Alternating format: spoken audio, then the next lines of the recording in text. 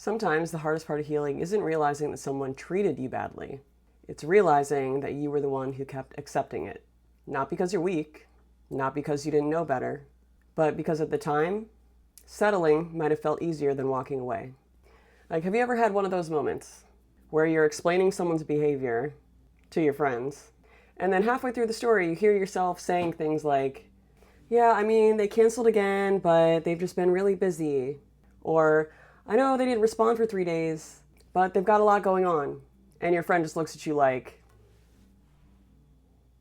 you hear yourself, right? Let's get into it.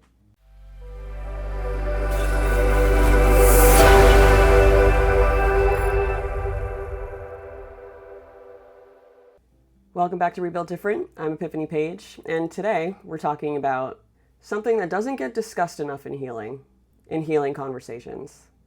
The moment when you realize that you were the one who was settling. And listen, this is something that I've had to learn the hard way, because when you go through major life shifts, whether that's health challenges or trauma, or just experiences that force you to completely rebuild who you are, you start looking at your life differently. You start realizing that there were situations and dynamics that you once tolerated that the current version of you would never accept. And that shift can feel uncomfortable, but it's also one of the biggest signs that you've actually grown. When people talk about healing, most of the focus is on what other people did to us. The betrayal, the broken promises, the emotional inconsistencies. And yes, those things matter. But at some point in your growth, the questions start changing. Instead of asking, why would someone treat me like that? You start asking, why did I keep accepting it? And listen, that question is not about blaming yourself. It's about taking your power back. Because if the only problem was the other person, then you're stuck waiting for them to change. But when you start looking at your own patterns, that's when things actually shift. A lot of us, myself included, pride ourselves on being loyal people. We stay, we forgive, we try to see the good in people. But sometimes what we call loyalty is actually self-abandonment. It looks like explaining away red flags, giving endless chances, convincing yourself that someone's potential matters more than their behavior. And the truth is, most people don't stay in bad situations because they're weak.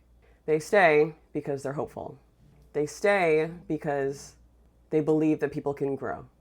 They stay because they don't want to give up on someone that they once cared about. But hope without boundaries, serious boundaries, can quietly turn into settling. And a lot of what we tolerate in adulthood doesn't actually start in adulthood. It starts with the environments that we're conditioned in. But sometimes the patterns aren't obvious things like chaos or instability.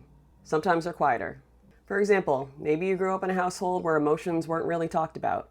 Not in a dramatic way, just in a way where things were brushed off with a "you're fine" or "it's no big deal." So later in life, when someone dismisses your feelings or avoids real conversations, part of you doesn't immediately see it as a red flag. It just feels familiar. Or maybe you were the responsible one growing up. I think most firstborns are. The one who handled things, the one who kept the peace, the one who figured things out on their own. So when you end up in those relationships where you're doing most of the emotional labor, you don't question it right away, because responsibility has always been your role. Or maybe you learned that being easygoing made life smoother, not asking for too much, not making waves, not being difficult. So when someone gives you the bare minimum, you convince yourself it's fine, because you are used to adjusting rather than expecting more. And those patterns are subtle, don't always feel like trauma, but they definitely shape what we believe is normal. And if you don't examine those patterns, you can spend years tolerating dynamics that don't actually align with who you've grown into. And one of the most empowering things that you can do is admit that I tolerated things that don't align with who I really am. Not because you were stupid, not because you lacked worth or self-worth, but because you were still learning your standards. But once you see it, you can't unsee it. And that's kind of where I'm at right now. You notice things differently, how people communicate, how consistent they are, how you feel after spending time with them. And suddenly, things that you used to excuse become deal breakers. Not because you became cold, but because you became aware. And one of the biggest shifts that I've noticed in my own personal growth is when the baseline changes. Like what I once tolerated no longer feels acceptable. What once felt normal now is exhausting. And sometimes that realization comes with grief, because you might look back and realize that there were situations where you were giving far more than you were receiving. I think a lot of us have probably been in that exact situation. Situations where you were shrinking to keep the peace. Situations where you were hoping that someone would eventually show up in a way that they never actually did. But here's the important part. Realizing that you've settled in the past does not mean you have to keep settling in the future. And awareness is what allows you to raise the standard. And honestly, I can say this from personal experience, because I know that the old version of me probably would have accepted things that the current version of me would immediately get the ick from. Like someone saying, "Oh, I've just been really busy," or saying something disrespectful and then backtracking. Like, "That's not what I meant." The old me might have sat there thinking, okay, maybe they didn't mean it like that. Or maybe it's not that serious. But it is that serious, because growth changes your tolerance. Now, it's like, absolutely the fuck not. The moment something feels off, my brain immediately goes, not doing that. We are not doing that. And I'm not even saying it in a harsh way. It's just awareness.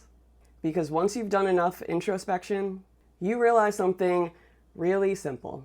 You don't actually have to convince yourself that shitty behavior is okay anymore. Now it's more like, don't even look in my direction if you don't have all of your shit together and know how to treat someone. Growth changes a lot of things, but one of the biggest shifts is this. You stop asking people to treat you better, and you start removing yourself from situations where they don't. And that's the moment that you realize you're no longer settling. All right, guys, that's been another episode of Rebuild Different. If this episode resonated with you, send it to someone who might need to hear it.